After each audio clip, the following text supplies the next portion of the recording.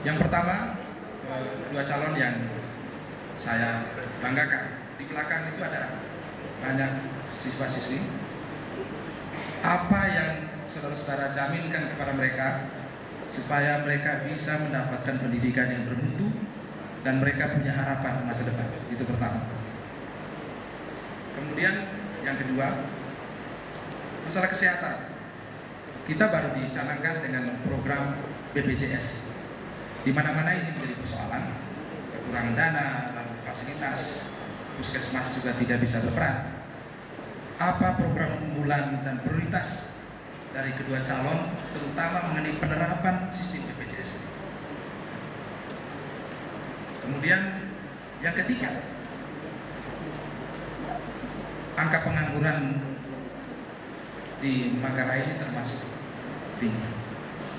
Jadi artinya bahwa kedua pasangan calon ini juga dituntut untuk menyediakan lapangan kerja bagi mereka.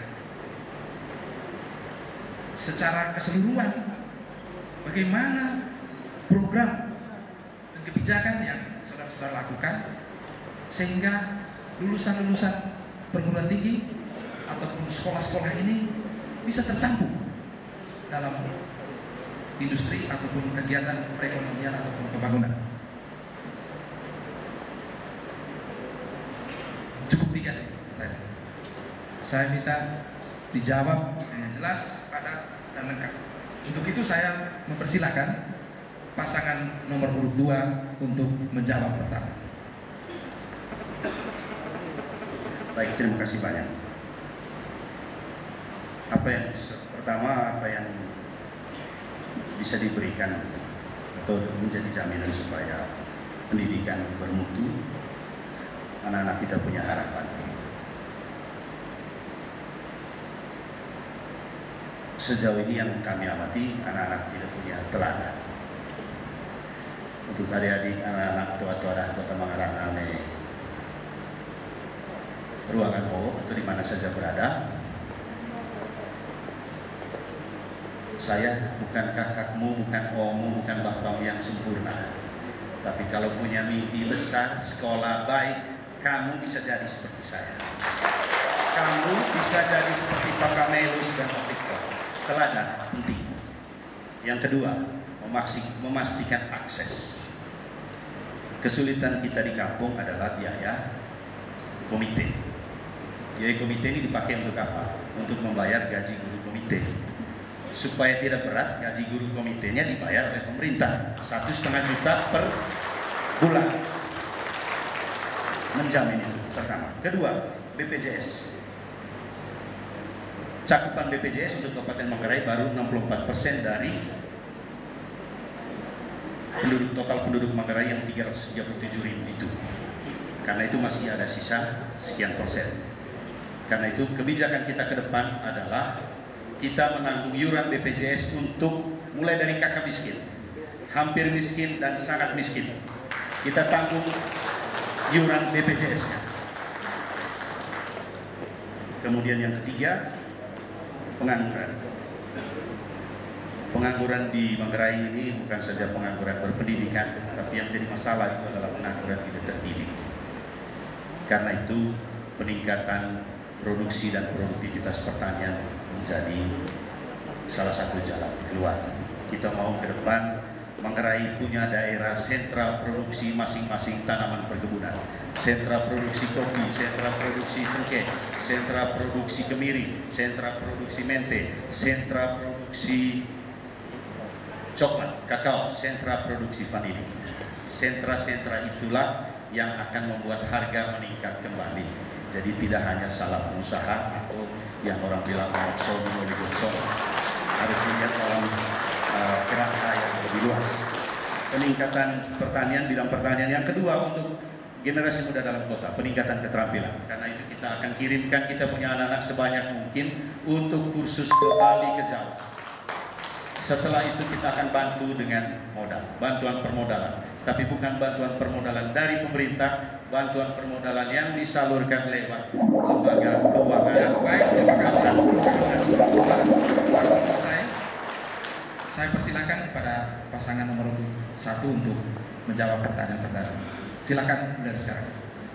Pertama, terkait dengan sumber daya manusia.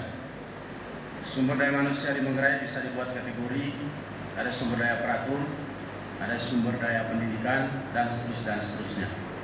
Khusus yang berkaitan dengan tenaga kerja, maka pasangan Denomadur telah merencanakan untuk melanjutkan dan memperluas bantuan modal usaha dan diklat 500 tenaga terampil setiap tahun dari berbagai komponen masyarakat, pemuda dan pemudi, ibu rumah tangga, kelompok disabilitas untuk mengatasi pengangguran dan peningkatan pendapatan mereka. Untuk sumber daya guru, sampai hari ini masih ada 1.860 guru yang belum berkualifikasi S1. Kita tidak bisa bicara pendidikan lebih jauh ketika guru-guru kita belum berpendidikan S1. Oleh karena itu, kita akan melanjutkan menyekolahkan guru-guru yang belum S1. Kemudian untuk tenaga-tenaga perawat dan tenaga medis lainnya, menurut Undang-Undang Keperawatan, mereka wajib untuk S1. Oleh karena itu ke depan, saya dan Pak Victor akan juga mempertimbangkan supaya ada biaya untuk membantu para tenaga perawat dan bidan supaya mereka bisa menyelesaikan pendidikan S1. BPJS, saya sudah sampaikan tadi, kita akan melanjutkan dan memperluas pelayanan kesehatan gratis untuk buruh, untuk keluarga hampir miskin, untuk keluarga miskin dan sangat miskin, dan keluarga disabilitas, keluarga-keluarga disabilitas. Itu adalah bagian dari upaya kita untuk memberikan akses kepada mereka di bidang pelayanan kesehatan. Lalu kemudian yang terakhir, yang berkaitan dengan lulusan perguruan tinggi. Manggarai adalah merupakan tempat kerja untuk mereka. Tapi bagi saya, Indonesia juga merupakan tempat kerja bagi semua orang Manggarai yang memang mau bekerja di luar. Oleh karena itu, tugas seorang bupati adalah bagaimana membangun komunikasi dengan bupati-bupati tempat di mana tenaga kerja Manggarai ini berada, supaya mereka di sana dijamin hak-haknya, mereka di sana tidak terlantar, dan mereka bisa mencari pekerjaan di sana dengan aman. Tambahan dari Pak Victor. Baik, terima kasih. Yang berkaitan bagaimana untuk menekan angka pengangguran di Kabupaten Manggarai, salah satunya tadi sudah dijawab oleh Pak Kabelus. Yang berikut mengikuti berbagai pelatihan. Pelatihan dalam rangka peningkatan keterampilan, terutama di sektor-sektor informal dan industri kecil, baik itu di seluruh rumah tangga maupun industri-industri lainnya. Dan itu akan dikembangkan di setiap desa di seluruh wilayah Kabupaten Manggarai.